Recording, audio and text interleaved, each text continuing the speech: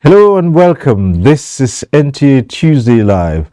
I'm Cyril Stover. Of course, this is the very first in the year 2023. So I suppose it's still in order to say a very happy new year to you out there. Well, in 2022, the federal government presented an estimated budget before a joint session of the National Assembly. The proposed total expenditure for the year was put at 16.39 trillion naira, with a crude oil benchmark price of $57 per barrel and a daily oil production estimate of 1.88 million barrels. The exchange rate was projected at just a little above 410 naira to the dollar, and the projected GDP growth rate of 4.2% with a 13% inflation rate. Now, 12 calendar months have wound down. And now it's time to look back at the performance of sectors across the economy against prospects for 2023. Now that's what will engage our attention tonight.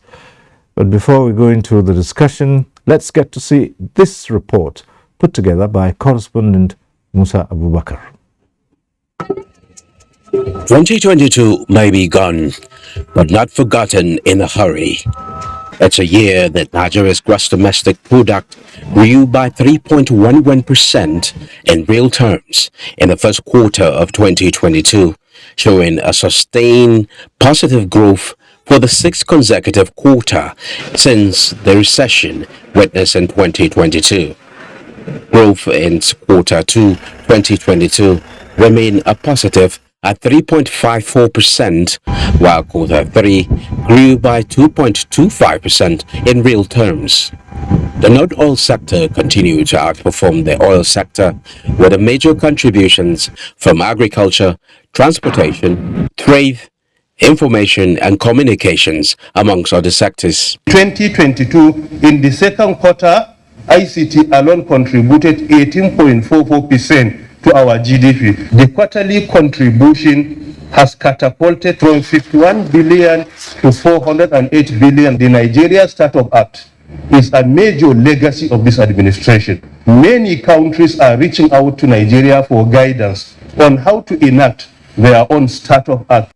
Thanks to various policies and programs by the federal government to drive growth in those sectors. This is with investment in infrastructure development aimed at providing conducive environment for businesses to thrive.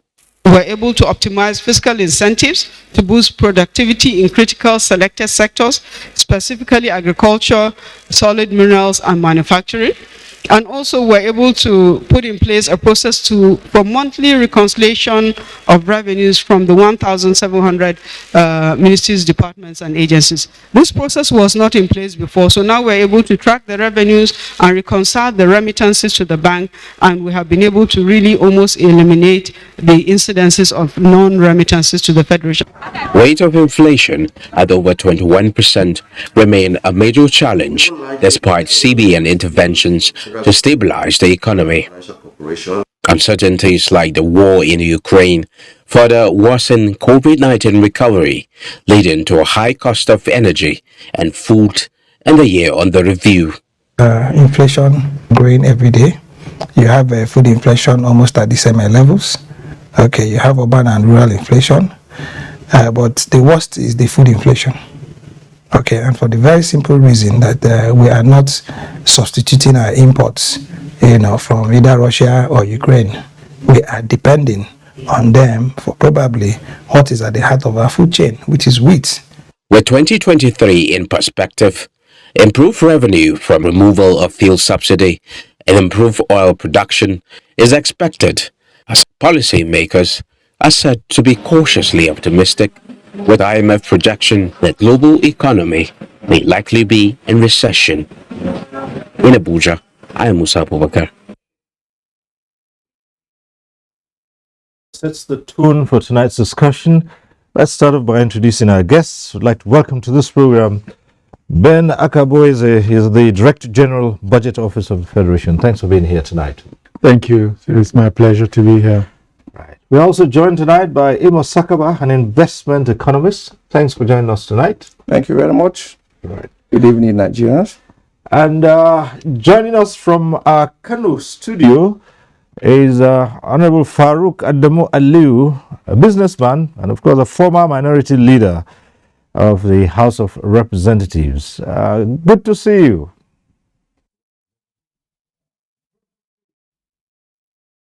Nigeria, Happy New Year to all.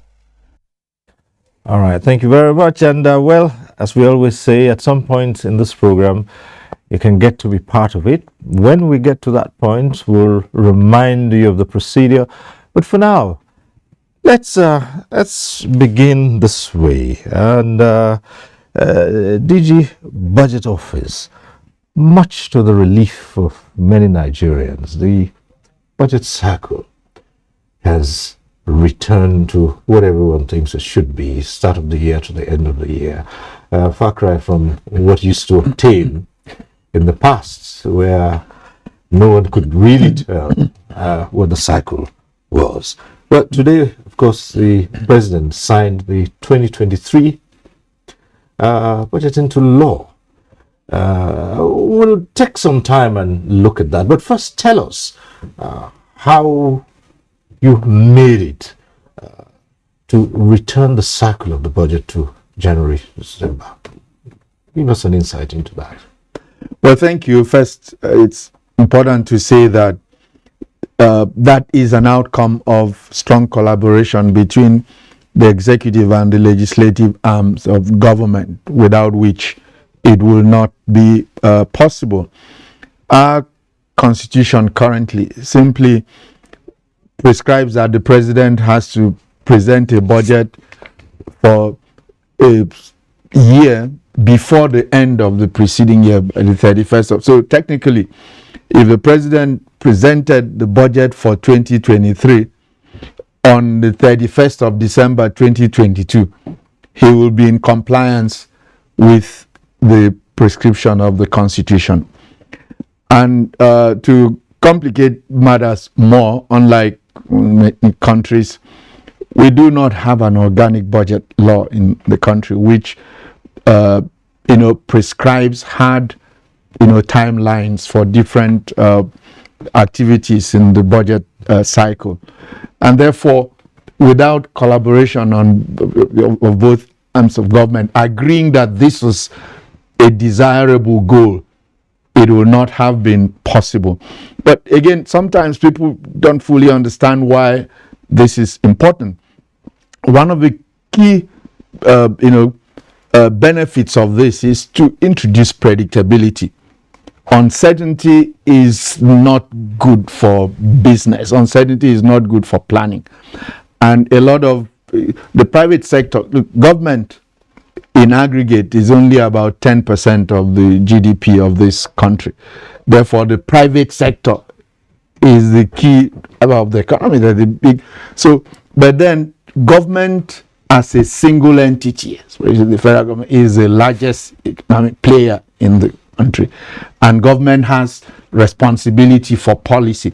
Therefore, the biggest, part that the government's budget plays is a strong signaling effect, that gives the direction of where government policy is headed, where government expenditure is, the direction of play and all of that, from which the private sector can take a cue and from their own plans, as well as the fact that when the budget is based on a number of assumptions, and those assumptions are undergirded by policies and regulations and laws. So when you come out with budget assumptions, the private sector, other economic actors also take a cue from that. So that's why this is really important. All right, so good enough on a departure from the past, what used to be. But let's take a sneak peek into the critical sectors of this year's budget, if you might. Well, as usual, first we have a budget where if you cut it up between what we call discretionary expenditure and non-discretionary expenditure, I think that's a good place to start, because sometimes when someone hears we have a budget for 2023 21.83 trillion, sometimes they don't understand why they can't have a lot more money than is currently allocated to certain sectors. But out of this 21.83 trillion naira, for instance, 6 point of that is debt service expenditure. You have about 5.2 that is for personnel costs and pensions. So between those two already, you are at about 12 trillion naira of this. Okay, and these are non-discretionary expenditure. Then you have statutory transfers, certain expenditures that are mandated by law, that you must transfer allocate a certain percentage, for instance, whether it's to TED Fund, whether it's to UBEC, okay, and then of course the other arms of government. That again is close to 1 trillion naira. So at the end of the day, you've got to provide for all of these before you then start allocating what's left to the different sectors. When it now comes to allocating to the different sectors, we have core infrastructure sector, the works and housing ministry, roads, transport infrastructure. Then you have our social sectors, education, health, and social protection. Between all of these sectors, the money is fully accounted for, almost.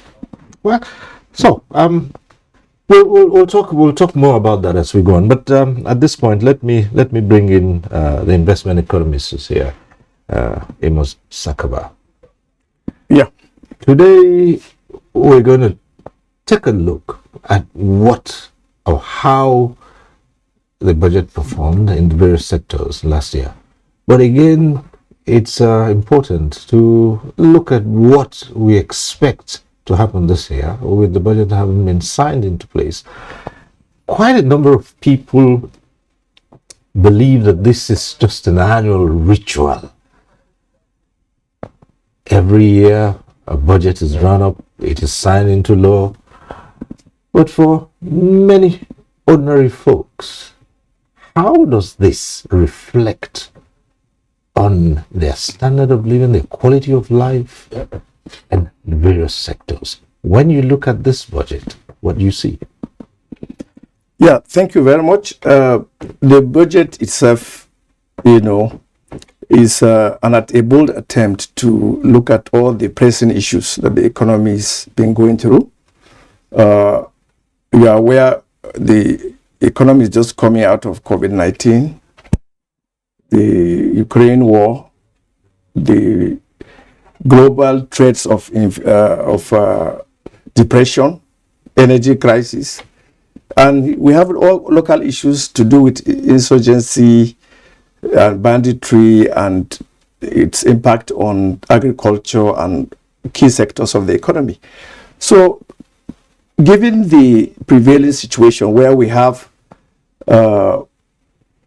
debts to service, yet we need to build on the investment already put into infrastructure for the purpose of creating the enabling environment to grow the private sector and businesses and the GDP.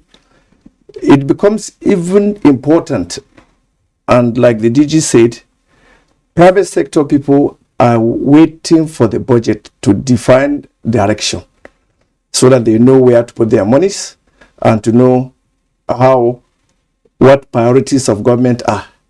But also important is relating the budget to the National Development Plan.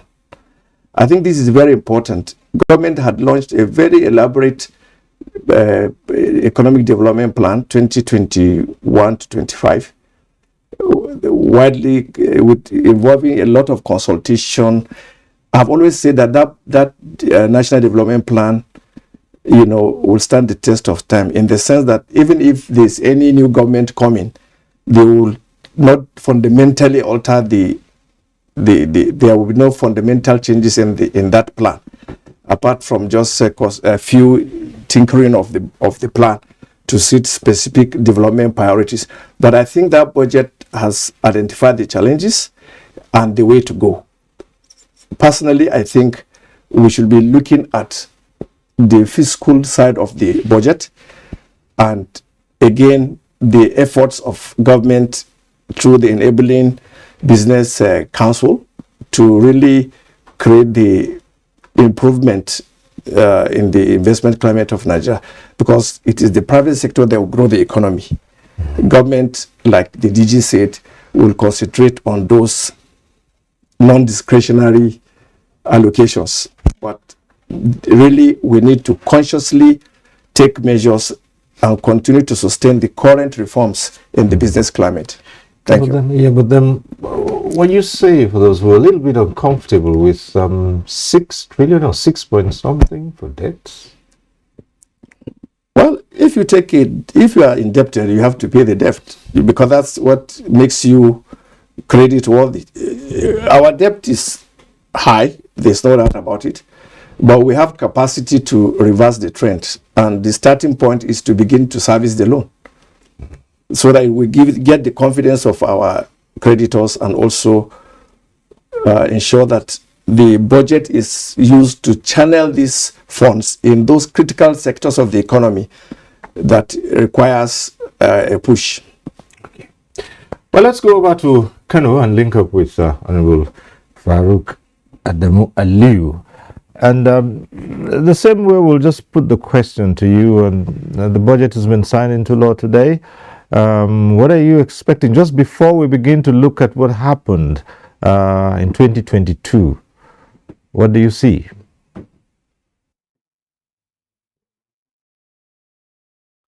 Well, good evening, Nigeria. You see, my personal assessment and views, I think the government, in terms of budgeting, the executive arm of government is probably helpless, in such a way that no matter what we talk about, inflation and so on, has to do with the budgeting system. And you could see from the president's speech that my colleagues in the National Assembly have jacked up the budget with about 700 and something billion. I mean, politics should be removed from this. Lagos-Ibadan road network, second Niger bridge, Kano-Abuja Kaduna road. These are projects done on behalf of all of us by the government. So it baffles me why members of National Assembly will have to get projects to be dedicated to them. And these kind of things are... So I think, politically speaking, probably the government needs to do better by sitting down with members of National Assembly. Look, we are same government, irrespective of whichever party, whether the ruling party has the majority or not. Now, there has to be convergence of the truth. The difference between truth and reality. Should we be having these rituals, as we call it, which is certainly rituals? You find out that the recurrent expenditure every year grows, and as much as possible, it is funded 100%. But the capital expenditure suffers. So that's why you get all these inflation and so on. So if the government, the executive arm of government and the legislator cannot come together and know that, look, it's our country, it's the same government, whichever party you belong to. So I personally do not subscribe to members of National Assembly inserting projects in the budgeting system of this country.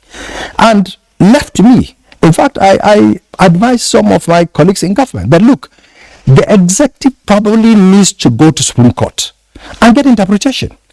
Now, budgeting, whether the National Assembly has the right to tinker with the budget or to do whatever he wants to do with it, and so that let us know if the Supreme Court says that, look, budgeting should be done by National Assembly, the executive should have no input, so be it. But not when the executive know exactly where it pinches, know exactly how these revenues come, know exactly what and where should be funded, place the budget before National Assembly.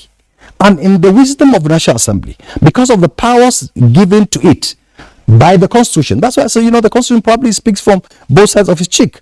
But we need to get to the bottom of this. We cannot continue to every year in, year out, be talking about inflation, GDP, and so on. Look, the masses of this country don't care about all these figures, all these numbers you call about. The problem is, look, how much is the bag of rice today? How much do you buy gari? So these are the things that people will ask. Now, if members of National Assembly don't see these things, see it from the point of, look, I have to insert a project. Members of my constituency must know that I have brought a project.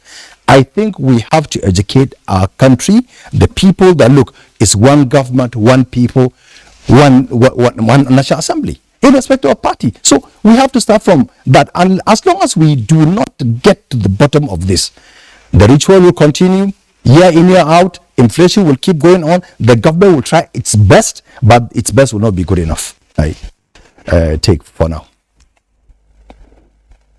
So let's come back to Abuja here, and perhaps at this point in time, we might begin to look at the economy,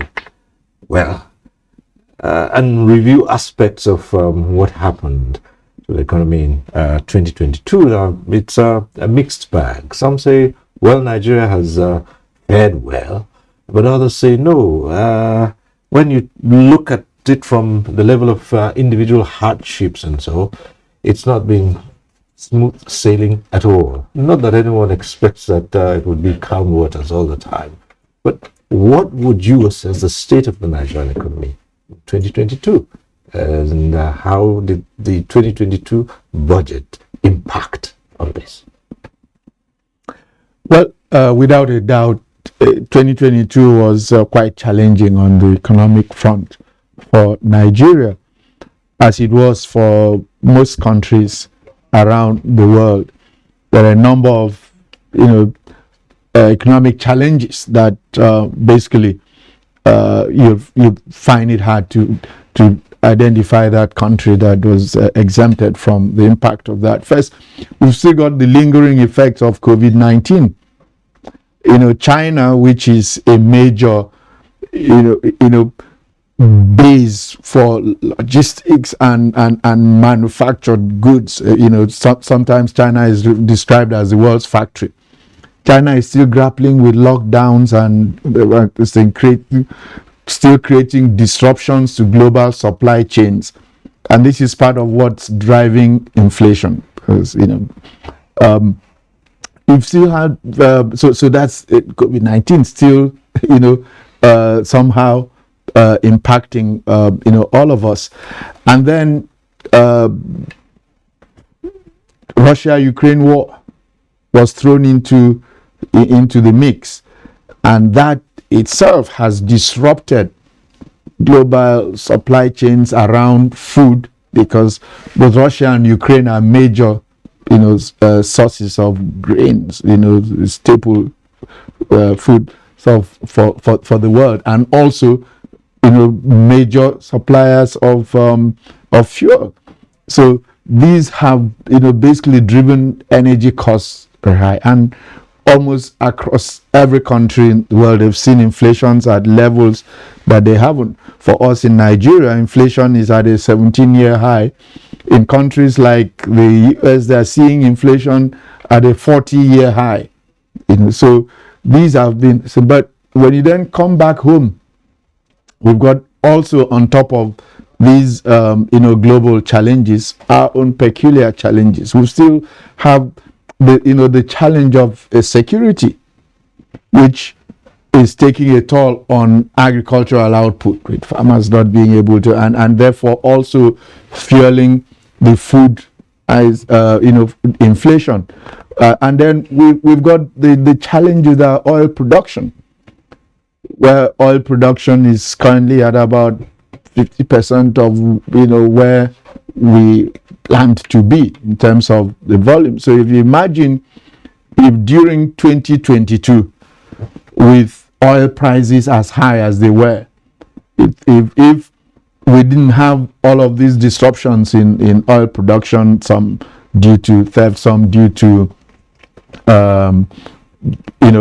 other challenges in the sector, including the lack of significant investment over years, and aging wells, and pipeline integrity, and then the vandalism and all of those.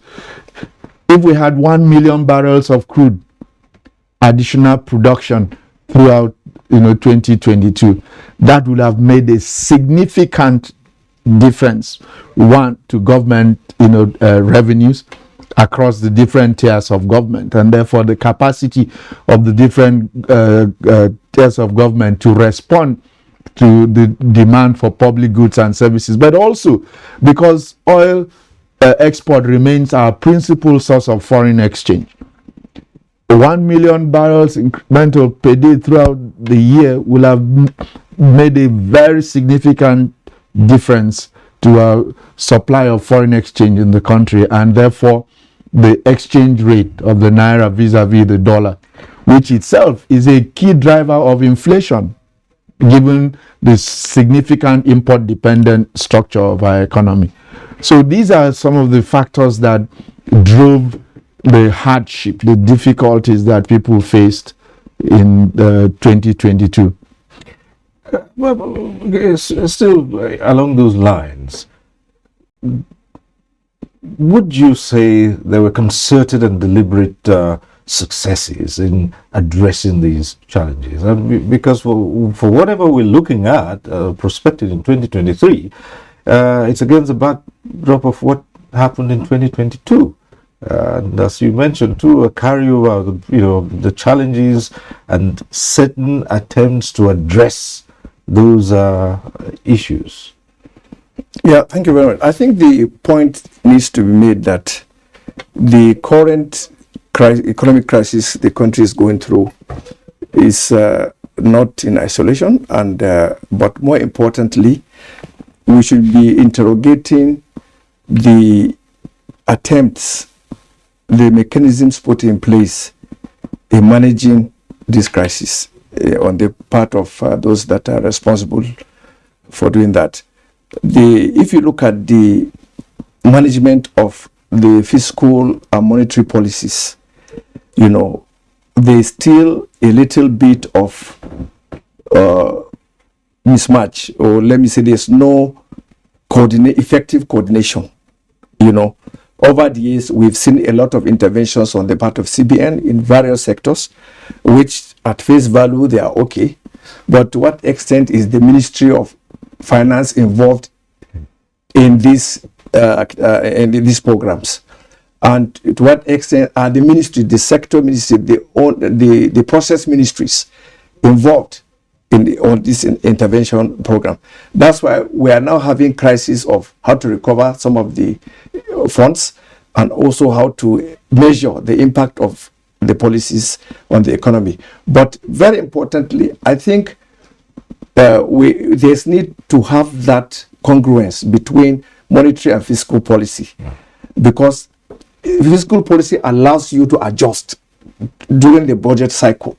It allows you to correct, streamline, and reprioritize in the course of implementing the budget without hurting the sensibilities of the legal requirements. You know, as the honorable member was talking about, when the reason this budget is unique is because it is rooted in the politicization, because this is an election year, and everybody wants to present a scorecard to his constituents, and for you to be able to do that, you must be able to show your people that you caused a project to happen in your constituency, and you deserve another chance, or you deserve another go at it. So it's not surprising, and it's not the first time it's been done. It's been like that, but it's important also. I agree with him that before the budget presentation, there should be some engagements, some critical strategic stakeholder engagements, you know, which I believe the process must have been taking place within the government cycle, but I don't know the extent to which the legislative and the judiciary are involved in this kind of consultation and engagements. But it shows also that there hasn't been a consensus in terms of how what the priorities of government is and what best strategies to adopt in attacking this monster of inflation or inflationary pressures, shortage of foreign exchange, low productivity in the oil and gas sector, and a number of, not to tackle internal problems of insecurity. All these, you know, have something to do with the quality of how budget is implemented. But I think we need to insulate the budget from the politics of budget. Right. You see, I like the term, the politics of budget and budgeting. Honorable Farouk, the politics of budget and budgeting. No doubt, global events impacted the Nigerian economy. Well, some would say to you that even before some of those global events, for instance, the Russia-Ukraine war, the Nigerian economy was in dire straits anyway. And so this just came in. And so how much of this, how well did we perform in managing those challenges and looking at the fact that they will certainly have something on what happens this year?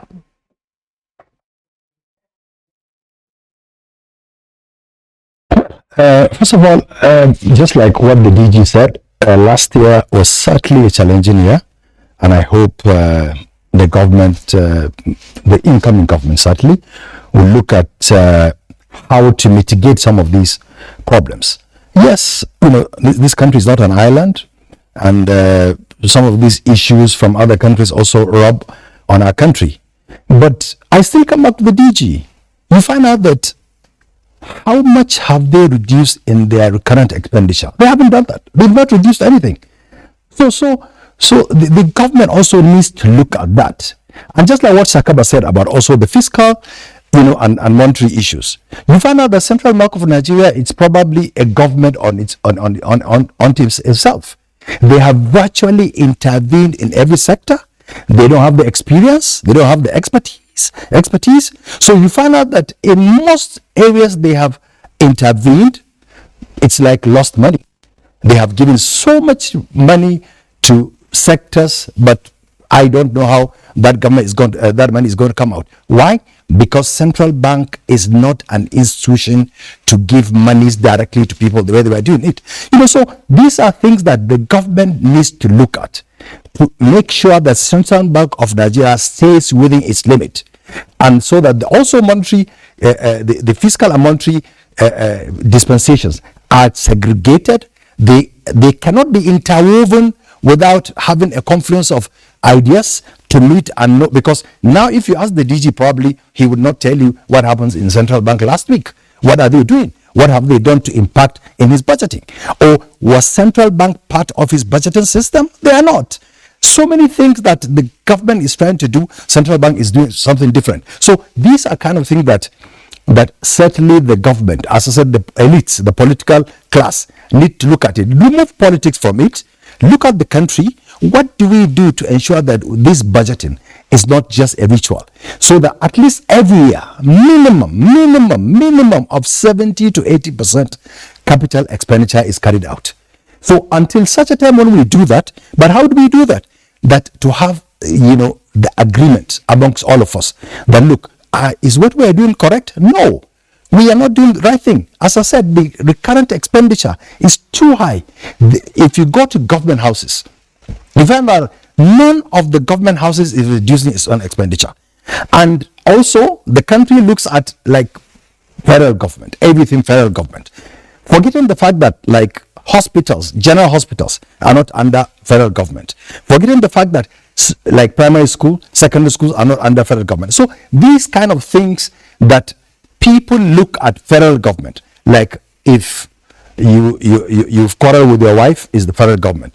If nothing happens in your business, it's federal government. So we have to agree as a people that look, now we hold the government accountable. That look, government, we shall not allow you to look at CBN and allow them to do whatever they want.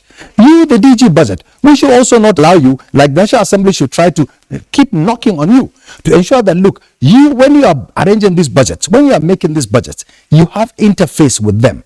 Not when you finish the budget, you just dump on them, and probably that's why they finish in such a hurry, and because we have to do it January to December, and then we get it signed, and then later we try to come with supplementary budgets and so on and so forth. So we as a people of this country need to agree that, are we going to do these things rightly? Yes. How do we do it rightly to make sure whoever goes outside the rim is called back to do what he's supposed to be doing?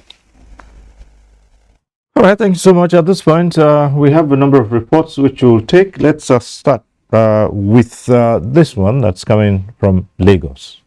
Despite going through some rough patches in the year 2022, Nigeria's economy maintained a steady course in the journey towards achieving a sustainable and viable market space for both foreign and domestic business to thrive.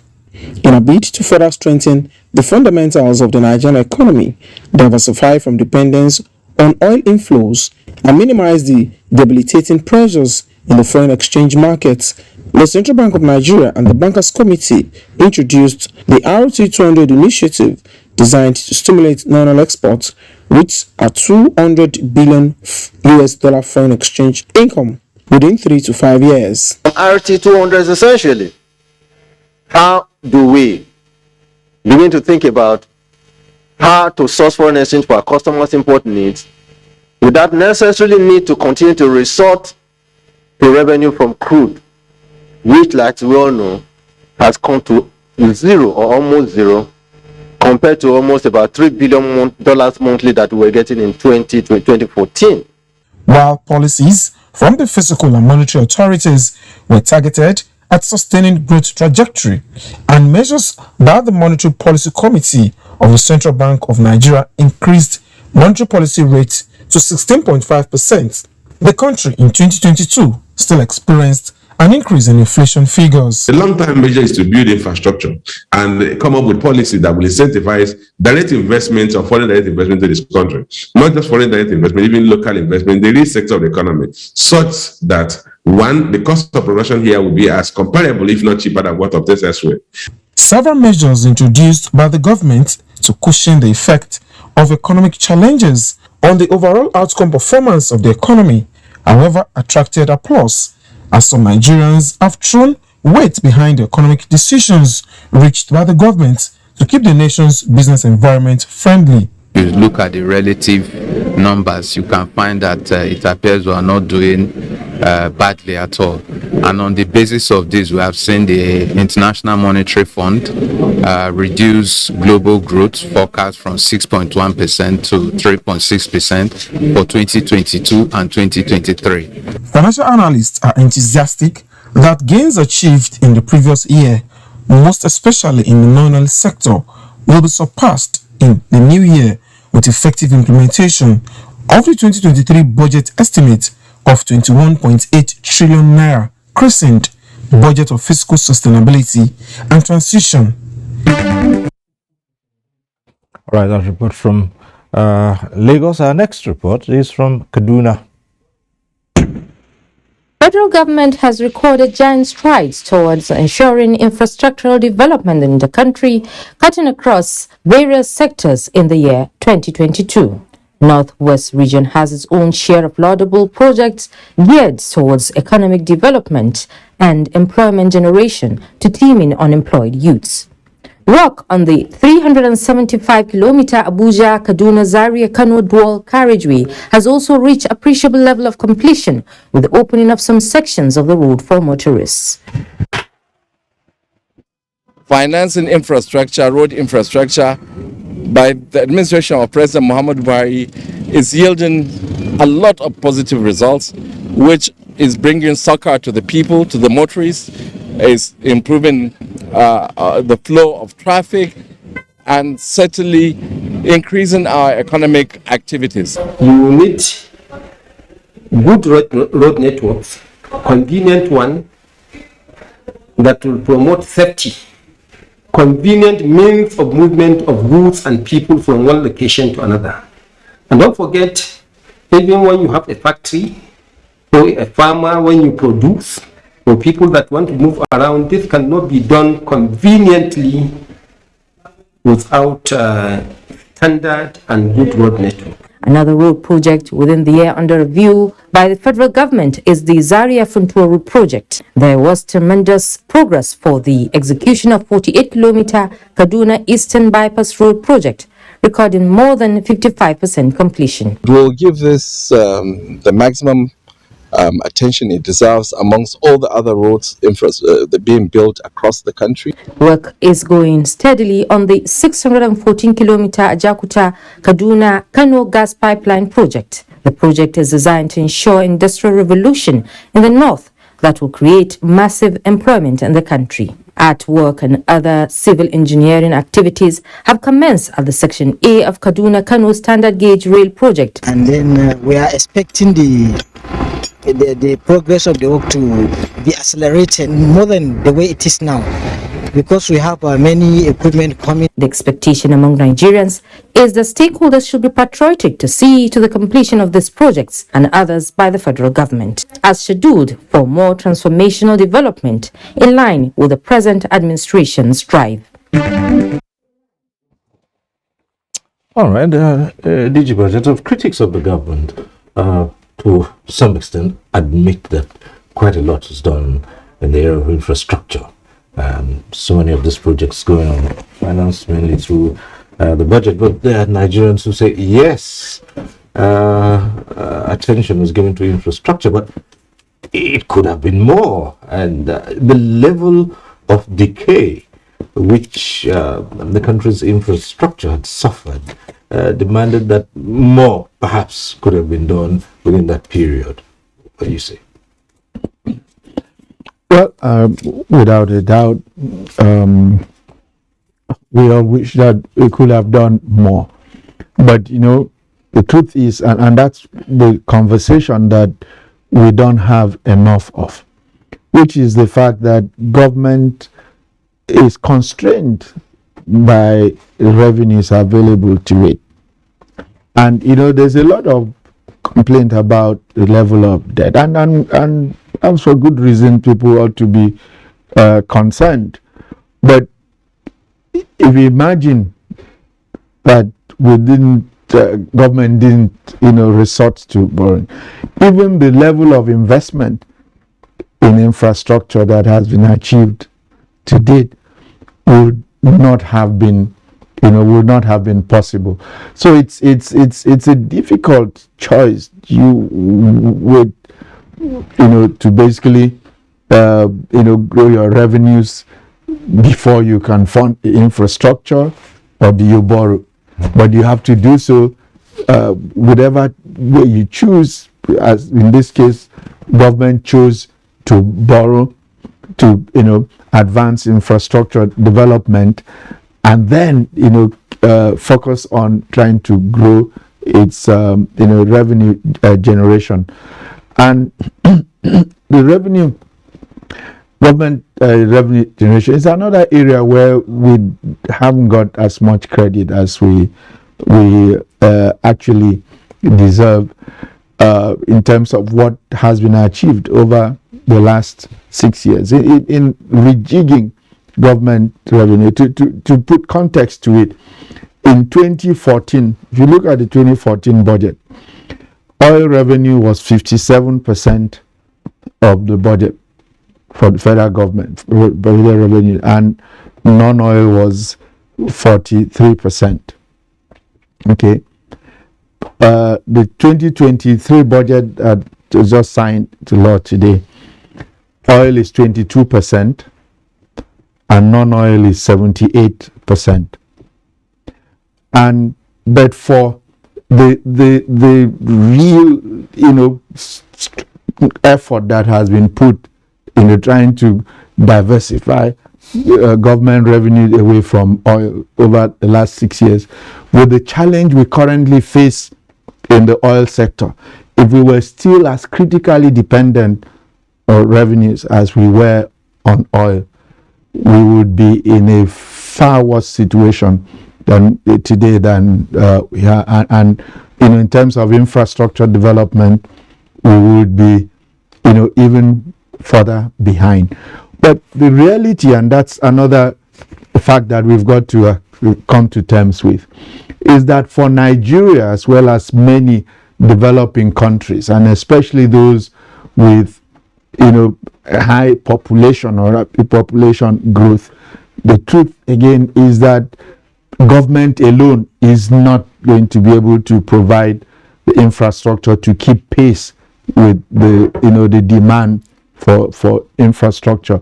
So private capital needs to come into the infrastructure space.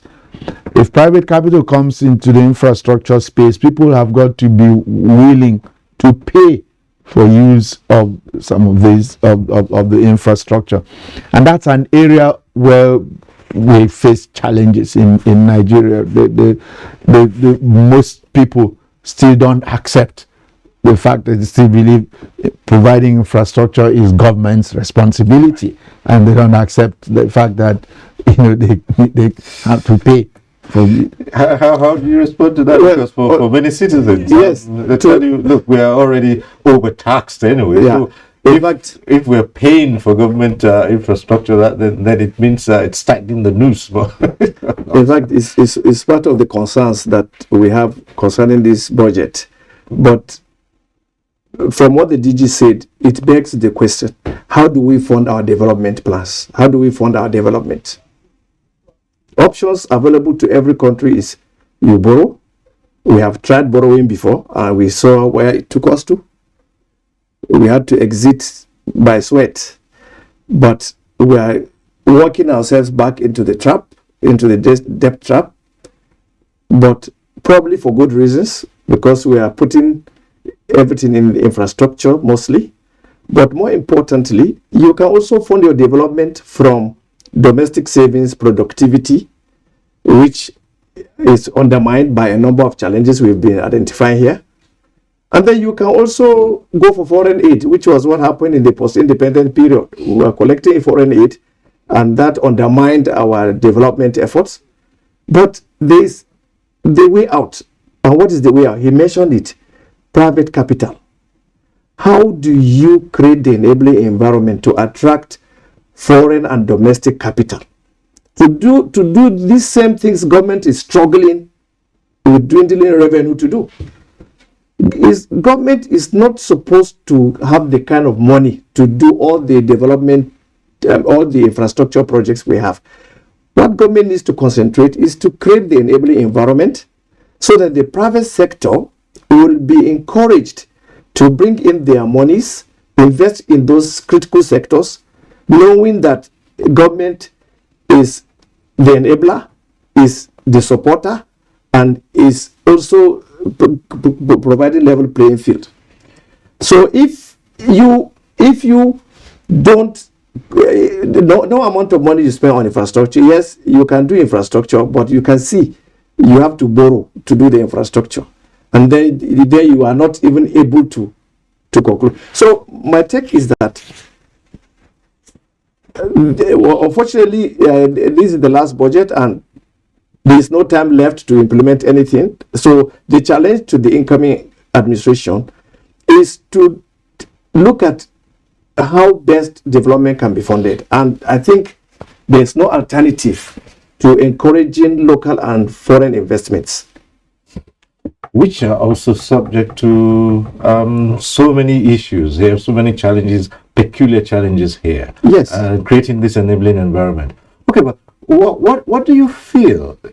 You think taxation is a way out? Honestly, I was so worried when the emphasis is on tax revenues, especially tax revenues. Yes, if the businesses are not doing well, who will you tax? How will you tax?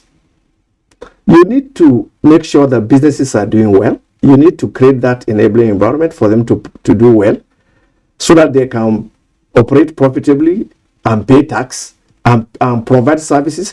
Nigerians, I think, generally are willing to pay for good services. Nigerians are willing to pay for reliable services, and they can pay. But I think that emphasis on expanding revenue should not mean adding pressure on the taxpayer without commensurate creating the enabling environment. I think it can be counterproductive and dangerous. See, can I just, because first of all, I need to push back on the insinuation that people are overtaxed in Nigeria, because the numbers don't show that. Nigeria currently has the lowest tax to GDP ratio in the entire world. And yes, we talk about businesses. Nobody is going to tax a business that doesn't have profit. And nobody is going to tax anybody who doesn't have income. And globally, personal income tax is usually a very significant part of the way governments are funded. But just to put it in context, compare Nigeria with South Africa last year. In Nigeria, first of all, there are only about 40 million people in the tax net, and I'm talking about, the entire country. Okay, but these 40 million people in 2021 collectively paid less than 1 trillion naira in personal income taxes. In South Africa in 2021, they collected 14 trillion naira in personal income taxes. South African population is about a third of ours. We often pride ourselves with having more billionaires than others. So the reality is here that we have, extreme poverty existing side by side with extreme wealth. And we need to tax the wealthy much better. Indeed, we have what we call tax inequity in Nigeria, because the poor, including lowly paid, servants and workers who are subjected to payee tax, you'll be shocked to see that some of them pay more taxes than some of the wealthy folks. This must be one of the few this world where you don't have an effective property tax regime. So people are, basically the wealthy are not paying their fair share of taxes in Nigeria, and that's why tax to GDP ratio. But whenever you bring taxation, people present the poor, the whatever, the small and medium businesses that are not those are not the people anybody's talking about taxing. Well, Honorable Farouk, take it up from this point here.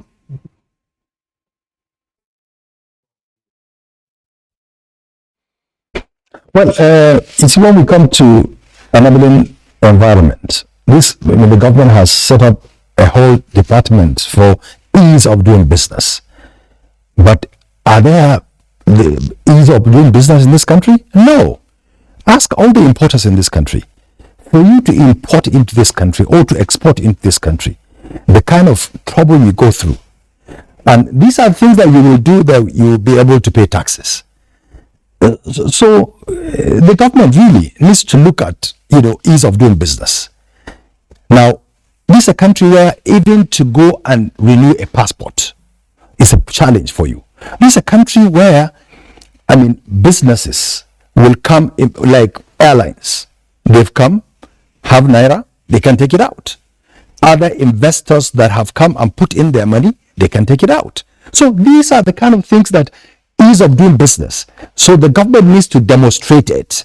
That look, when you come in, invest in road network, that you will be able to take your money out. But what is on ground shows that this country, also with due respect to DG, is one of the countries that is the most difficult to do business. The cost of energy.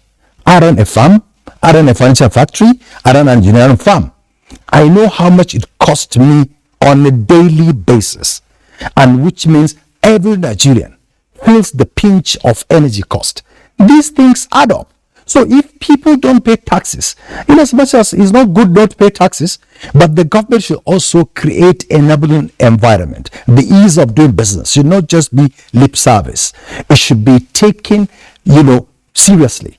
That look, any government official that tries to block any business person from accessing government facilities should be sanctioned, and this should be shown. People should see that the government is serious about this. But honestly, ease of doing business, still businessmen in this country and women, of course, are suffering. The government, in the incoming government, needs to look at what do we do, what can the government do to ease businesses, so that to allow, like the concession of roads in this country.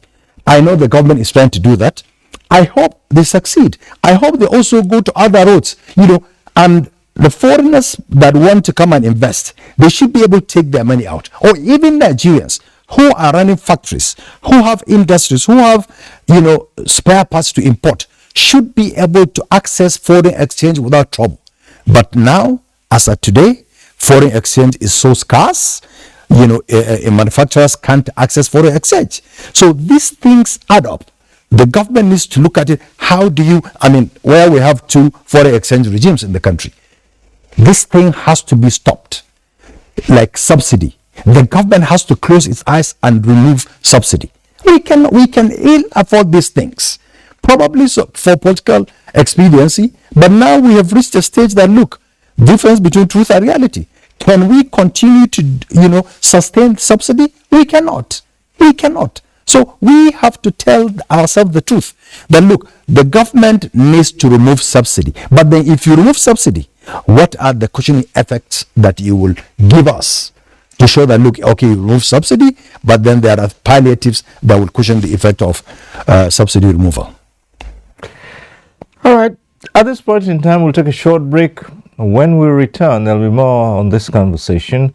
And hopefully you can get to join in the conversation in the studio. And the lines will be on air. But stay with us. We'll be right back. 157-kilometer Lagos-Ibadan Railway is the first double-track standard gauge railway to be built in West Africa. The Mobolaji Johnson train station is a masterpiece, an infrastructure that is gradually becoming an iconic building in Lagos State. The modern facilities put the station on a world map of train stations. Likewise, other new train stations across the country built to world-class standards. The train and its convenience is indeed an admirable effort, with commendations from Nigerians. This is a station that we have to commend the federal government for putting a beautiful face, empowering us in Lagos State, not only in economic and political arena. I can say that I'm really impressed with the infrastructure in place. Kudos to the Minister of Transportation. Kudos to the federal government. Truly, good things are coming out of Nigeria, and the federal government is deserving of all the applause.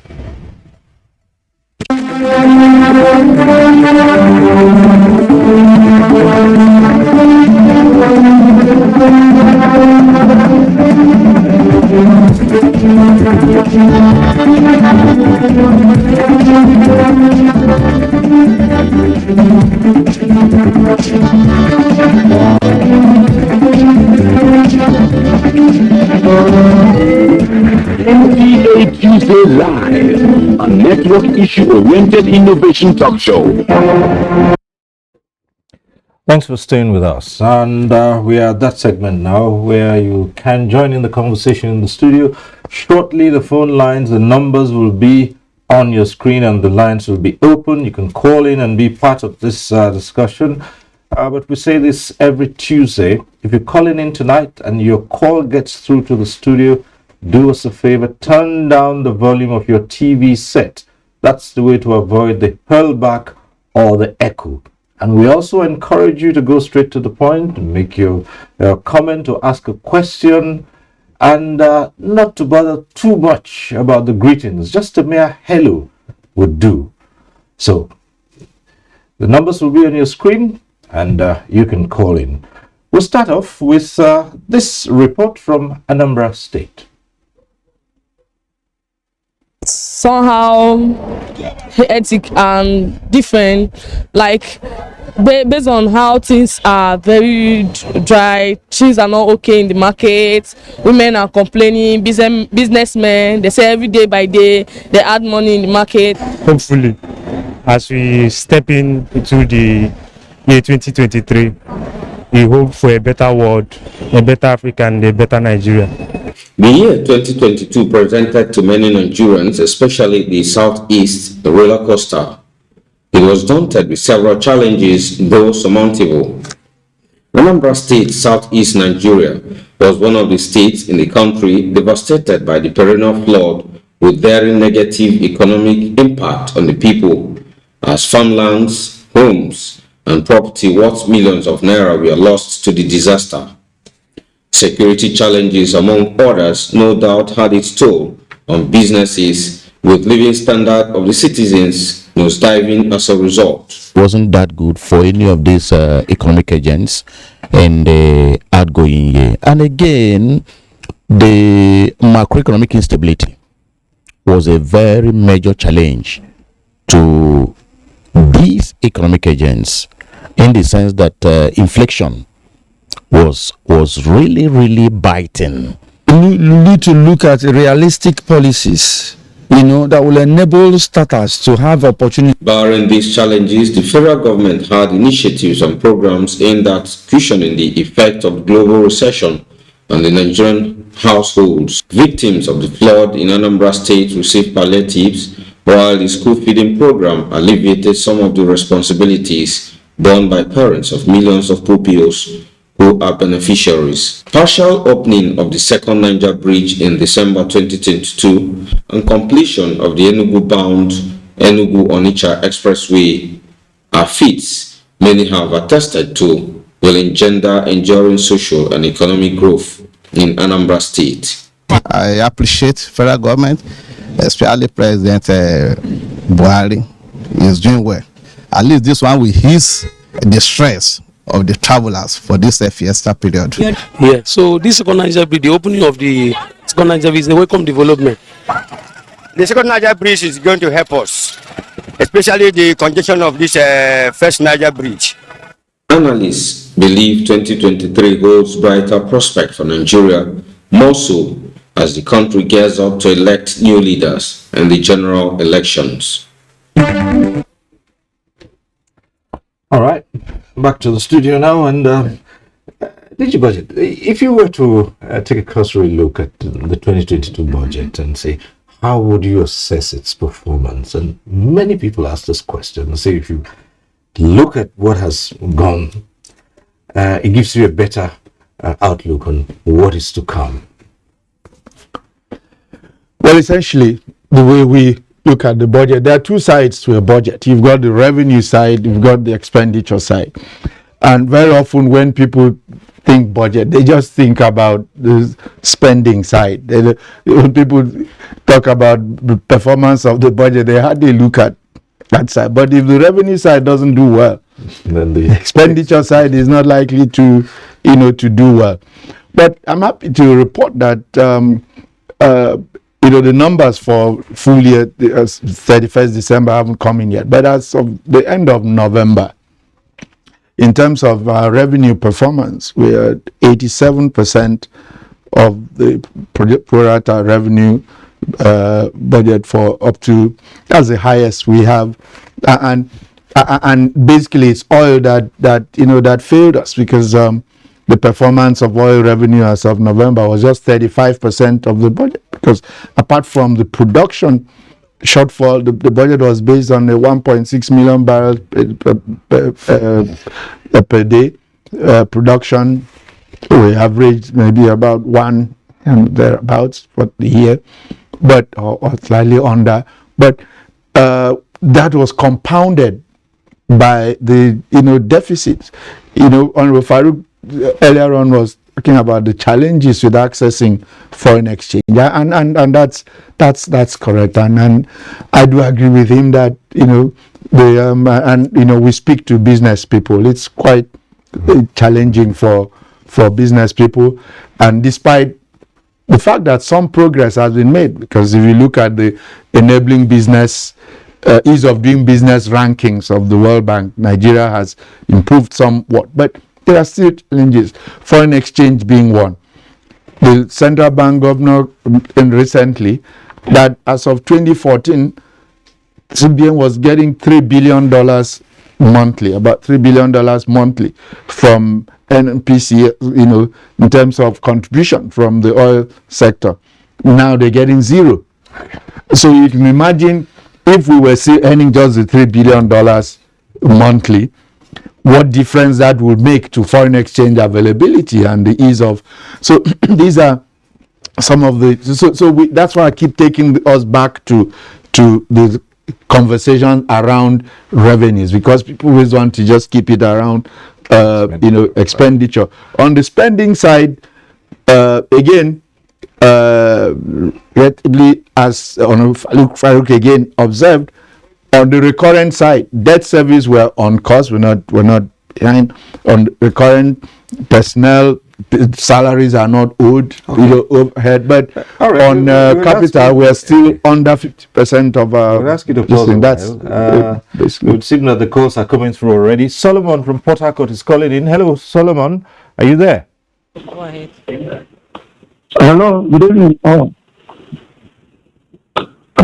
My question goes to the DG Budget Office, Mr. Ben Akubenja. We are looking at two-year budget, 2022, and the prospect of 2023. Now, what are the provisions made in 2023 budget that will help to cushion the effects of hardship on the citizens which they experienced in the 2022 budget? Number two question.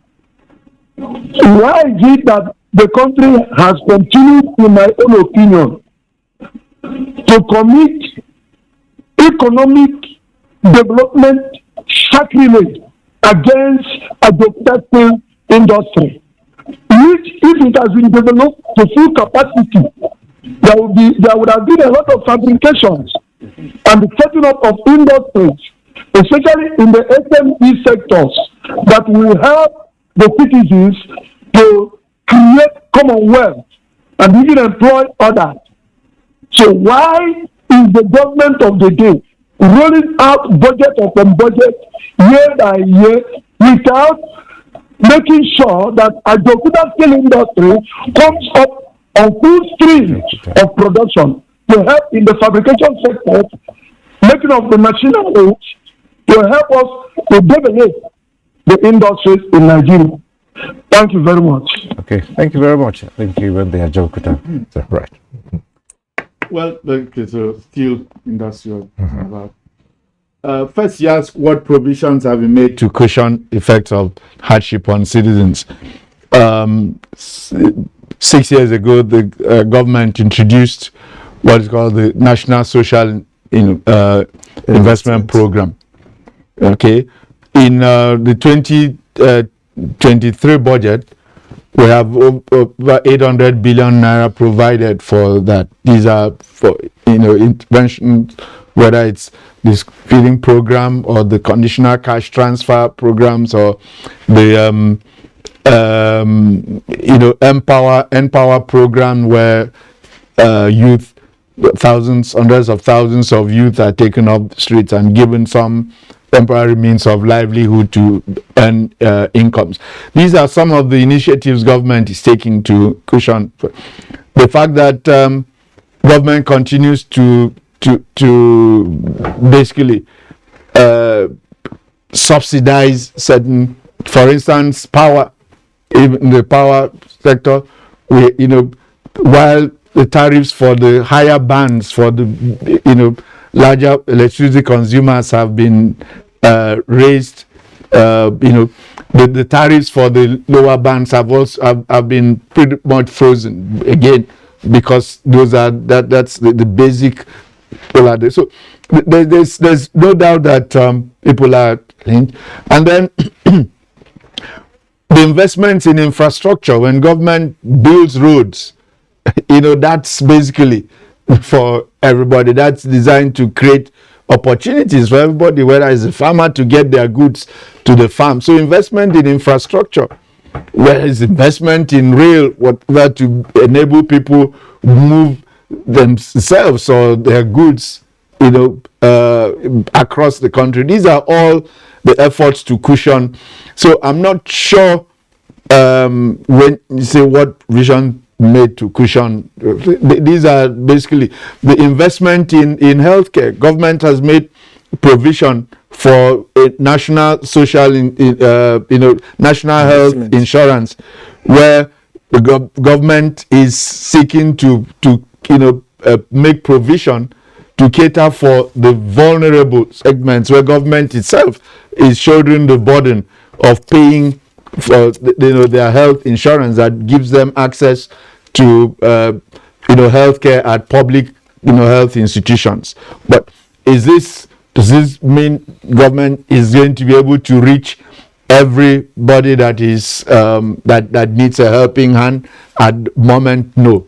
We have a national a poverty register, but right now I think only about 2.5 million people in there are getting grants on a regular basis.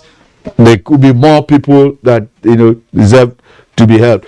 But talking about still Ajaokuta, this of Ajaokuta is not as straightforward as otherwise you will have been cracked.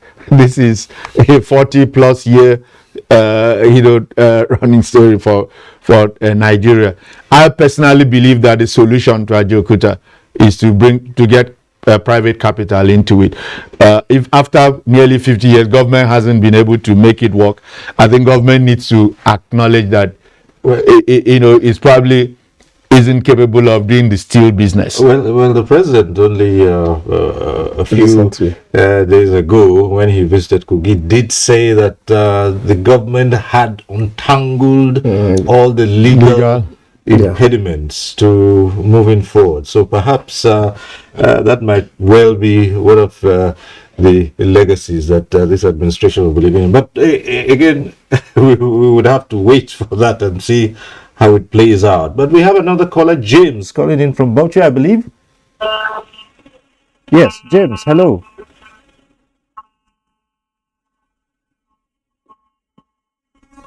Yes, sir. Yes, go right ahead. Since the budget has been signed into law, when will it take effect? Is it immediately? Because I remember some previous years, it takes effect from July than March. Okay.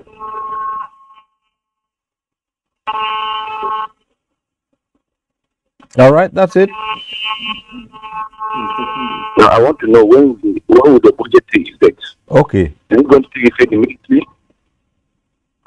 Okay, who wants to know when it will take effect? The budget cycle that's now January to December. When it will take effect? Is that your question? But then, okay, well, we'll let the DG budget answer that. It would seem that's already in operation anyway. The 2023 budget was signed today, so it's taking effect from today, being the very first business day in this year. But also, what happened was the National Assembly and the executive agreed to extend the implementation of the capital, just the capital component of the 2022 budget for a further 3 months up to March 31st this year. So the capital, some portions of the 2022 capital budget will be running in parallel with the 2023. But the 2023 budget implementation started today. All right, thank you very much. Let's the question of forex. It's everywhere you turn. There are two main issues: foreign exchange, and Honorable Farouk talked about removing this subsidy on petroleum once and for all. But no government has been able to do it, and let's face it, even this administration is leaving it to the next to do that. If they can. But let's start off from the forex issue. Yeah, foreign exchange has been a big challenge, and it has undermined the rate at which investors even want to come to Nigeria. You imagine somebody borrowed money or sourced his money to come and invest, and then he makes profit. He can't take it back home. He cannot service even the loan he brought, where the money came from. That is not acceptable. When you go out, whether it's Mr. President or any government agency, to go and sell Nigeria's potential for FDI, you emphasize that, yes, there is a law that supports repatriation of profit. The Foreign Exchange Miscellaneous Act is still there, and it is still in force. However, the challenges had been explained in terms of low production in crude and all the other issues. I think that issue can be addressed in various ways. We can go for export-oriented FDI, encourage and incentivize investors that want to produce what will be exportable. Then emphasize the non-oil exports under the Nigeria Export Promotion Council, incentivize that and stimulate it so that we can earn the currency. And then we should also encourage Nigerians to invest outside Nigeria if they have capacity, like Dangote is doing. And then they'll be able to earn foreign exchange and repatriate to Nigeria. Then we can also look at import substitution, because if we are spending all our foreign exchange by importing things, why don't we produce those things locally and save our foreign exchange from flying off? So these are some of the measures that can be introduced. But like you said, I think it is for the next government to really have a critical look at that and take care. And then in terms of the subsidies, honestly, it's long overdue. There's no reason to maintain subsidies. It's not even maintaining. I think it's part of the reason why we are not able to manage the economy properly. Okay. Yes. We have another caller, another James on the line. This James is calling in from Abuja. Hello, James.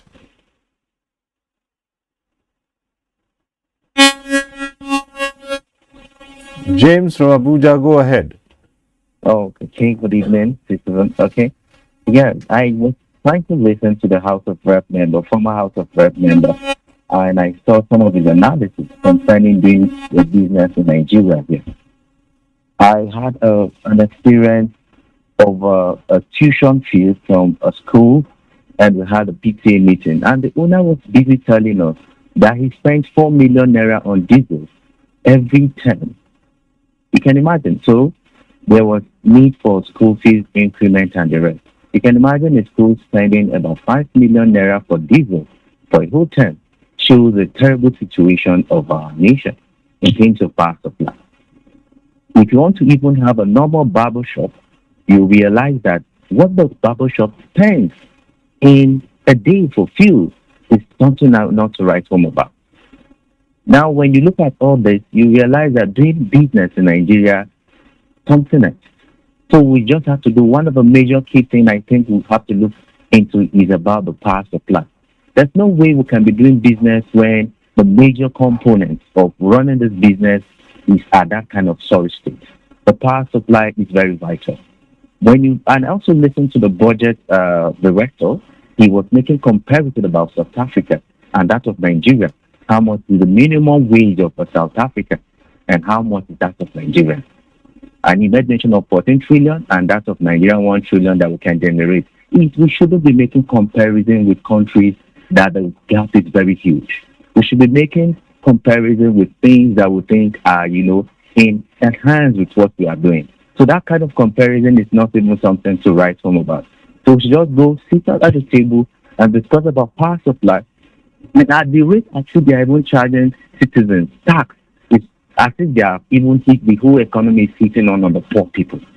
Charges and the rest. You see bank having issues with these other guys on card, 6 naira per charge for certain transactions you want to make. Everything is just hitting upon the poor citizens of Nigeria. So we just have to sit down. Even the minimum wage is an issue of debate that they are not ready to even pay. How many states are ready to pay? And imagine how things are skyrocketing.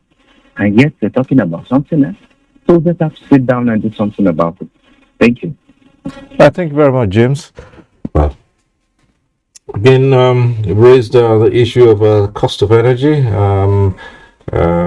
power to drive the industry, which you need, and of course, allusions to the question of minimum wage. It's not very happy with your comparison earlier about the amount of tax remitted in South Africa and the figures for Nigeria. And his argument is that it's basically a matter of what's the income of those who are paying those taxes.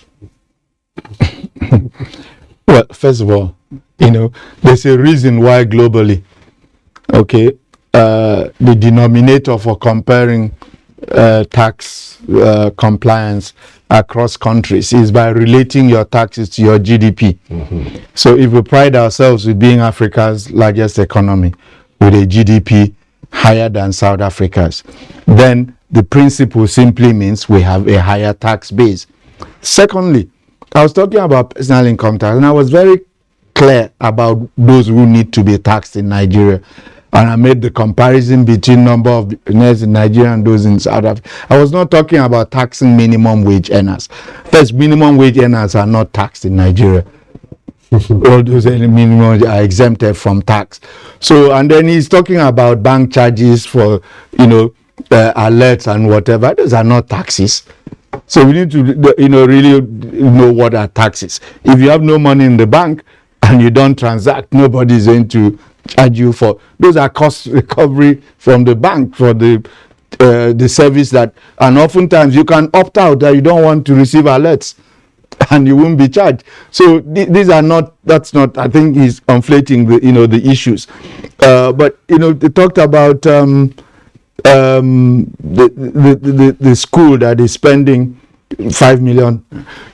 Power, electricity is an old established industry. Power, there's no rocket science about power.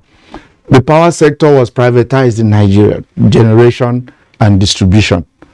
Part of where we ran into problems. At the point of privatization, there was a multi-year tariff order that promised the people who were investing that tariffs will be increased for them to recover their costs. Mm-hmm. When it came to time to increase the tariffs, people were not ready to pay. Yeah, but they didn't have enough investment in the infrastructure in the first place. No. First of all, nobody of them did not have the technical know-how. No. That's another thing. But the point is, nobody is billing you for power you didn't consume. So that's So if it's the tariff was not till today we haven't achieved cost reflective tariff. So government is still, government is still subsidizing, power. In 2020, the cost of the federal government subsidized power electricity consumption of Nigerians to the tune of 520 billion naira. So and for 2021, that number was 300 and something billion naira. It's coming down. So, but right now, this school, and I say this with every sense of responsibility because we are all affected. We may be dealing with what a proverbial chicken and egg situation. If you take what it is costing all of us individually, to generate our own power, whether it is by better pass my neighbor generator or with the bigger generators. It is much more than what it will cost us to have proper clean power generated and delivered to homes. If we were prepared to pay a tariff comparable to what they pay even in the countries bordering us, in this region, where the people are not necessarily richer than us, then you will see more private investment in power. Let's take in this call and we'll return to the matter of power. Umar Anache from Kebbi, thanks for staying on the line. I'm sure you're still there. Go ahead. I'm still there. Thank you, Mr. Cyril. Good evening to all of you and happy New Year.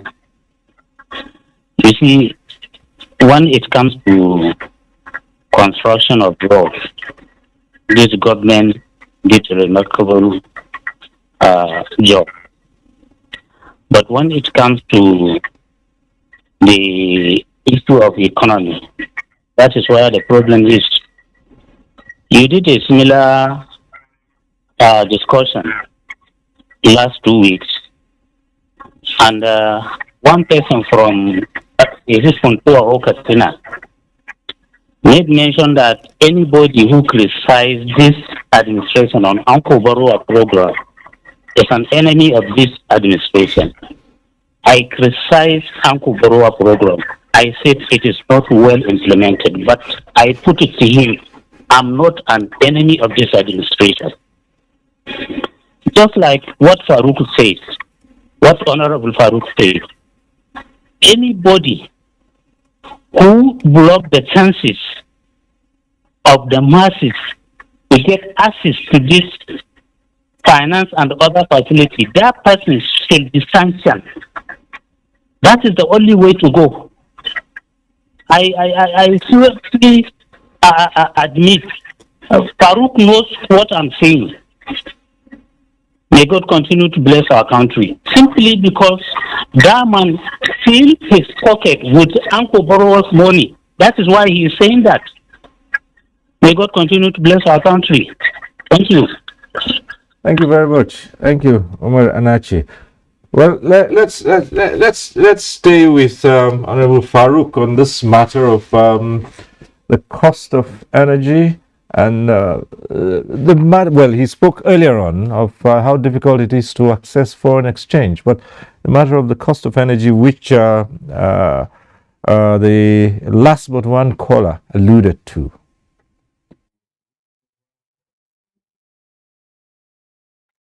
Okay, let me first of all, we had break in transmission here. I did not hear. Probably 20 minutes, we had a break. But back to what you're saying. You see, the cost of energy cannot be overemphasized. And I agree with the DG. You know, that if all of us can probably contribute, what we spend individually can probably be cheaper than what we would have been spending. But then, you know, the government needs to look at the transmission in this country. You find out that they generate, but they cannot transmit because the lines are still short. We still have lines, the 330 lines that are 50 years old. They've not been changed. So the government needs to critically look at enhancing the transmission line in the country. Also, the government needs to look at this privatization of discourse. The government probably needs to take it over because certainly they have failed. Why should government, the DG said government paid 540 billion in subsidy. But if you ask Nigerians, we have not seen that subsidy.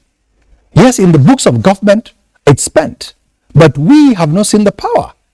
And I told you, I mean, you find out in you, DG, how much have you spent last month in your house?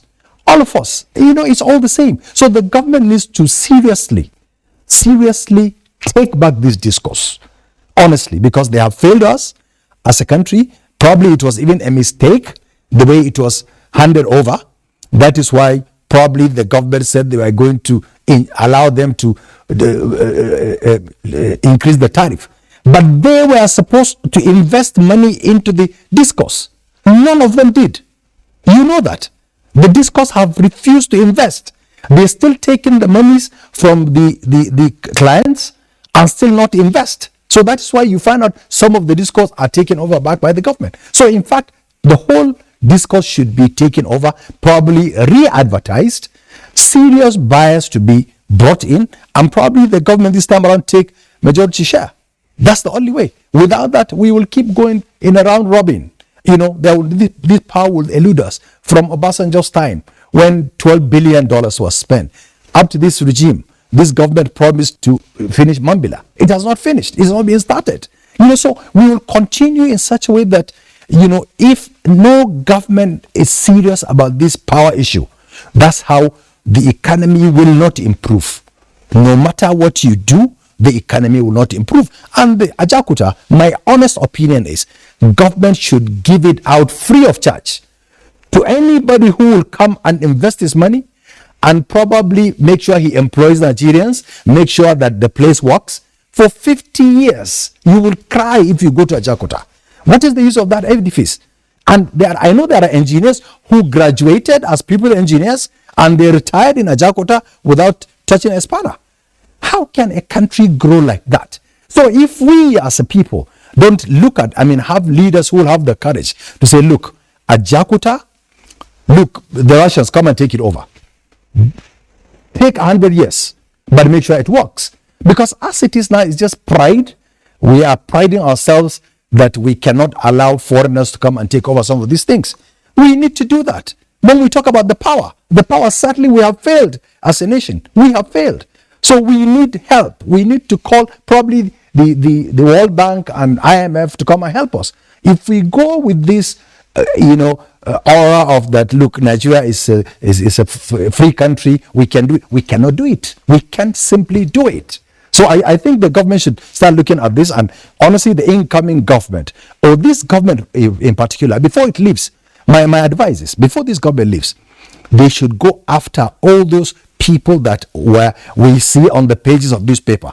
So amount of money is stolen. So amount of money is stolen. Probably if we can harness those monies, houses that were taken over, forfeited, sell them off. Let's get some money. Probably we'll be able to finance some of this deficit we're talking about in budget and so on. So this government, before it leaves, should ensure that some people are seriously prosecuted, their ill-gotten wealth are taken for everybody to see, so that the incoming government will make sure they start on a clean slate. Now we have Yakubu calling in from Kaduna. Yakubu, hello.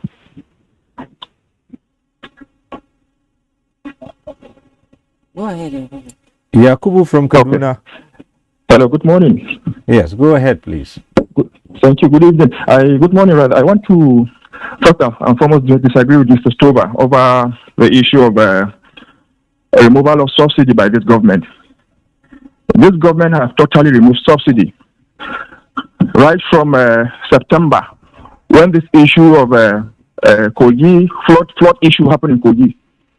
And till this moment, government have not resolved this issue. People are still buying fuel all over, 300 naira, 320, 350.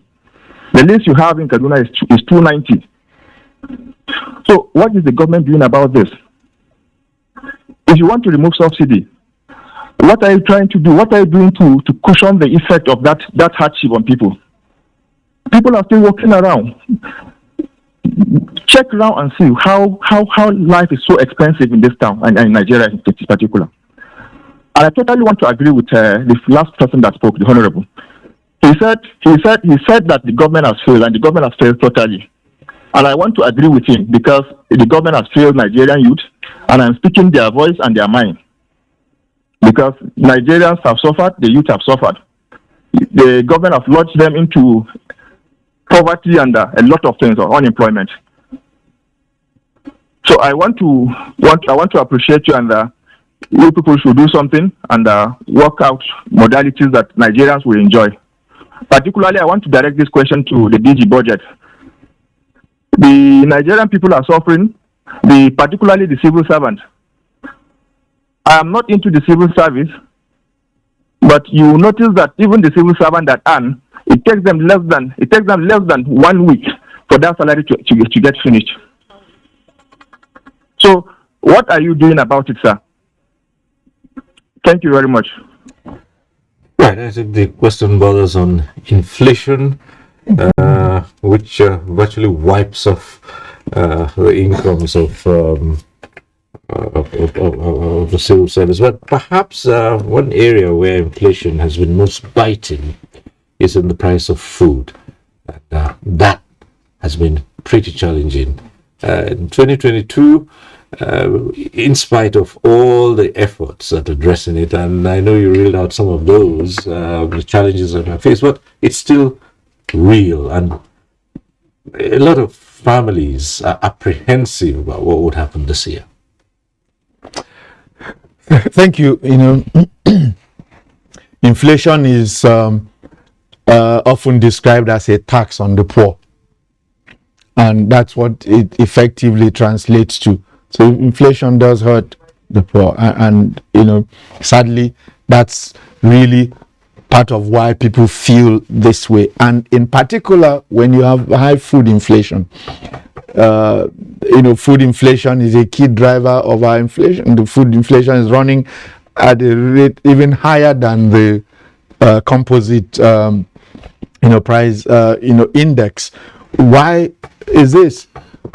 Some of it is related to the insecurity, where in the farming, the farmers staying huddled in IDP camps, they can't farm. There are people who have grown crops even to harvest it.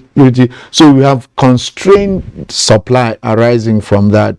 Then you also have the structural challenges of even then getting the produce from the farms to the markets in the cities, where that's why you can see massive difference between farm gate prices and the prices of, and this food supply constraint is not just a Nigerian thing.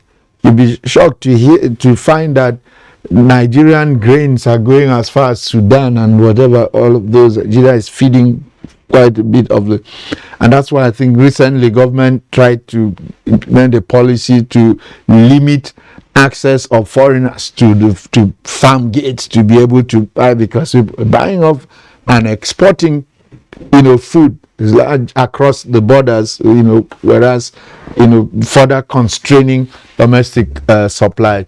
The effort of government also to try and contain foreign exchange pressure by banning importation of food, access to foreign exchange for importation of food, is also in the short term or short to medium term,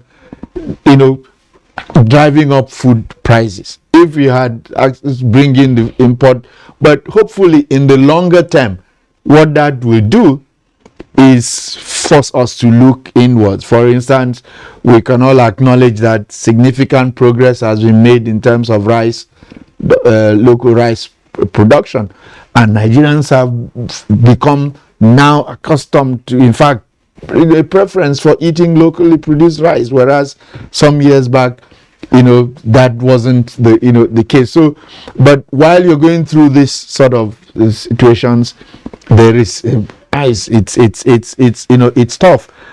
So in terms of petrol subsidy removal, Yakubu says petrol no, government hasn't removed petrol subsidy, and that's what is sad about the prevailing situation, because marketers are still accessing the product largely at the subsidized price, but at the pumps the citizens are not in.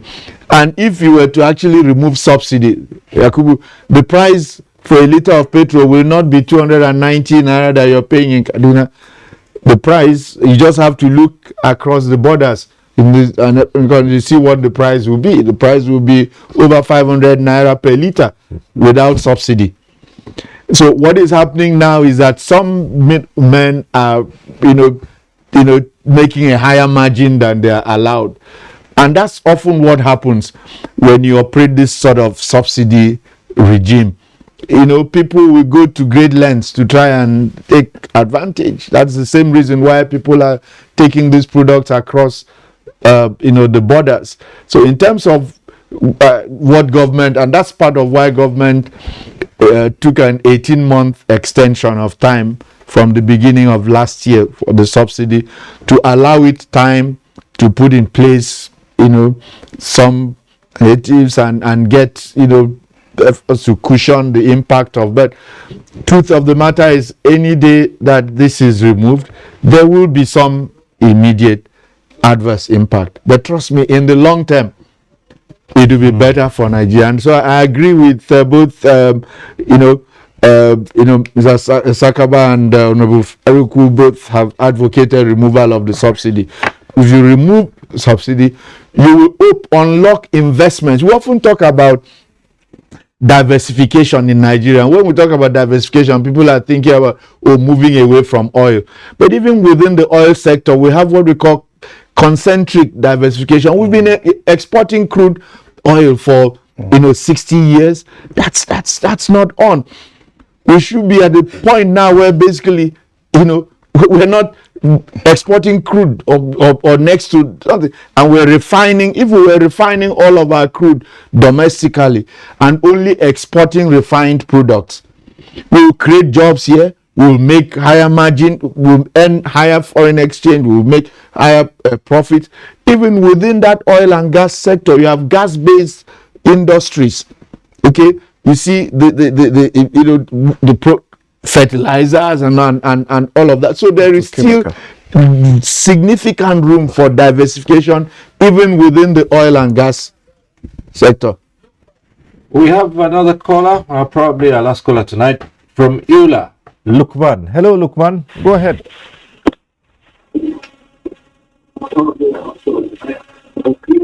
Yeah, good evening. Yeah, I just want to comment on this global ranking of this of doing business and where Nigeria is placed. If you look at we should not be carried away by this global ranking. If you look at the ranking, you match it by reality on ground, you find that it's not fair. And it's because of one major reason. The security situation is not making it possible for investors to bring in their money. Because where there are uncertainty, nobody invests in it. But we get carried away by these global statistics and ranking at every forum without beginning to place it globally. This is the position. It doesn't work like that. Let's look inward. The real problem we have with our economy is the security situation. And two, there are no punitive measures for economic sabotage. You talk about oil theft. It is just in the pages of newspaper. Nobody is prosecuted. So many writers on it that it's an old thing. Now, you talk about monetary theft in large quantum. Nobody is prosecuted. All we just have is write up on the paper. I mean, let's face reality. This is the only country that we've gotten. And let's face the fact. Forget about this global ranking. How do we improve our revenue base?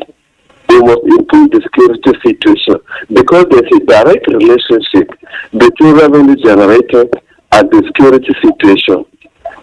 In calm water, you can fish very well. In turbulent water, nobody goes to it, and that is the stark reality of the situation in our country. Thank you. Thank you very much, Lukman. Okay. Well, yes. I wanted to comment on what Honorable said about selling the discourse. I think we shouldn't just wish it away. I think it's very important because when you do such a major policy somersault, you are sending wrong signals to other would-be investors. But more importantly, you've not heard their side of the story. It's not only enough to say they are being subsidy. The subsidy, does it get to them? Secondly, all the promises, the agreement they signed with government at the point of privatization, has government fulfilled its own part of the bargain? And then when you are still using Mayo as the basis of pricing, it will not enable them to operate competitively. Okay. I have had people say to me that there is nothing absolutely wrong with a policy somersault if it is for the best. And there are advanced countries in the world that had gone, taken on privatization and had reversed part of that based on the realities of the situation. So what's wrong with that if it happens? If you do that, you have to abide with the promise. The enabling legal framework assures every investor that the government of the federation or state or local government will not take away any business run by a Nigerian or a foreigner. There is that constitutional guarantee. But the issue, what I'm talking about is that you need to understand the context. If we are running, government had unsuccessfully run these services, and we are saying that, and DG has alluded to it, that if you have an investor who puts his money and he provides the services required and people pay for those services, things will go. Why are we not complaining about the telecommunication sector, for example? Why are we not complaining about it? The energy sector has its own peculiarities, and I want to say that it is really a big challenge, and it has to do with the manner in which we sign whether it's privatization or BOT or what have you. It's a long-term investment, and it requires everybody involved in the negotiation to live above board, because we are planning something for the next 20-30 years. And if you are looking at your short-term interest, you will never have it done properly. But I'm saying that if a mistake is done, we should avoid the mistake of throwing away the water with the child with the bath water. I'm saying that we can still look into these issues and review the decisions taken within the framework of what is the enabling situation. What is it that needs to be done to encourage a revival of that sector, rather than to say, okay, because things are not going. Remember this discourse, they borrowed money to even buy these assets.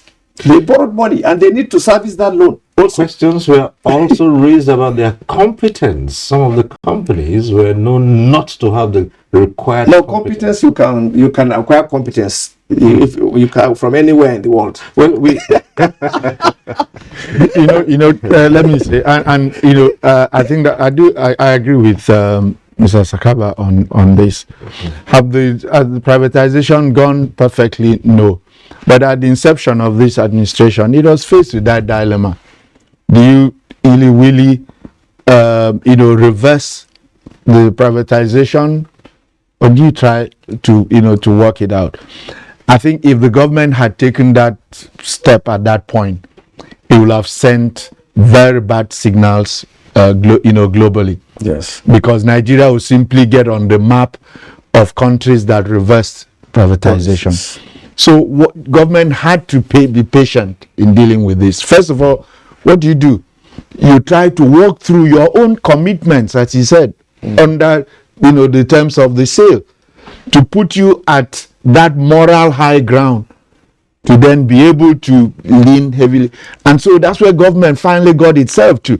That's why now, there's a heavier hand on the discourse about a number of them have now been, basically, those owners have been sacked from the management, and the regulator has stepped in for hard action.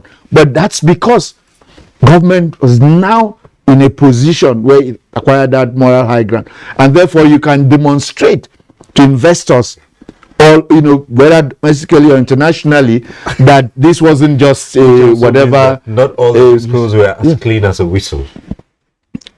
I mean, that's Well, as we prepare to wind down this program, beginning with the UDG budget, what can Nigerians look forward to this year, 2023? But I've had people ask, is there a sweet peel, or is it going to be this bitter peel? I'm an optimist. I'm a man of faith, so I like to believe that there's a sweet ahead of us. I like to see the glass, believe that the glass is half full. The IMF over the weekend came out with projections saying that 2023 will be a tougher year economically for the world. The IMF has revised its projections for global growth, down consistently over the last 6 quarters, down from a 3.6% to now 1.8%. The IMF MD says 1/3 of the countries in the world of the economies in the world will be in recession, will fall into recession in 2023. These are fairly, but in Nigeria, it may not. And so, and a major key to this is fixing the challenge of our oil and gas industry. It's still a significant part of this industry. The GDP wise, it's only about 7%, not significant. But in terms of foreign exchange, and in the medium term, we need the foreign exchange that it brings. In terms of its contribution to government, revenues, we need to fix that so we can, basically get the benefit of the Petroleum Industry Act. Of course, we need to do other things, but I think that is one sector that if we crack and sustain the good things we're doing in the other sectors, of course, security will win. In the 2023 budget, as has been the case for the last 3-4 years, security is the highest. We're budgeting about 2.3 trillion naira for security and defense agencies in 2023. We must address security for Nigerians to feel better. All right. Mr. Amos Sakaba, in just about a minute, what do you look at for 2023? Well, I look forward to seeing the next administration having the boldness, the courage, and the political will to push through reforms and take decisions that will change the fortune of this country. And Honorable Farouk Adamu Aliyu, your last words as we wind down in just about a minute. Yeah, first of all, let me respond to Mr. Yakubu. This government has far away from failed, certainly. And I never said that. So we're speaking as statesmen. We're no partisanship here. So this government has done very well, and that's it. But now also talking about the policy somersault, I'm putting it to my colleagues there at the studio that there is also what is called doctrine of necessity overriding public interest. Now, taking over this discourse is in the best interest of Nigeria and Nigerians. And I'm sure Nigeria can ill afford to continue to leave it with them because we have failed. This electricity is not there. So should we continue to fail? We should think in a better way. And this year, honestly, I think it will be the year of glory for Nigeria. All these projections by IMF, by the grace of God, is not going to affect Nigeria. The new incoming government will certainly build on what this government has done and even do better. I wish us well. All right, thank you very much. And it is on that optimistic note we'll leave this conversation. As I always say, no one program can deal with all the issues. So I'd like to thank our guests.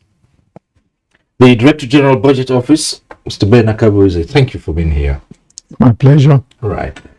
And an investment economist, Mr. Amos Sakaba, thank you. Thank you very much. Right. And of course, Honorable Farouk Adamu Aliyu, businessman and former minority leader of the House of Representatives. It's always a pleasure to have you on this program. Thank you. Thank you very much. That's our program. We thank you for being with us. Next week, we'll be back with NTA Tuesday Live. I'm Cyril Stober. Continue to stay safe.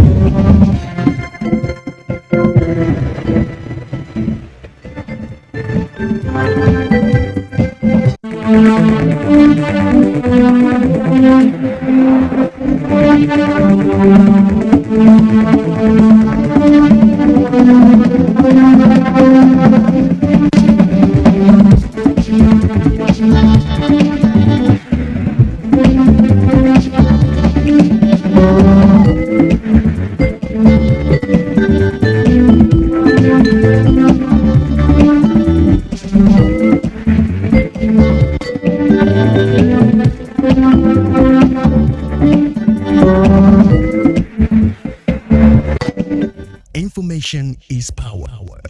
Everyone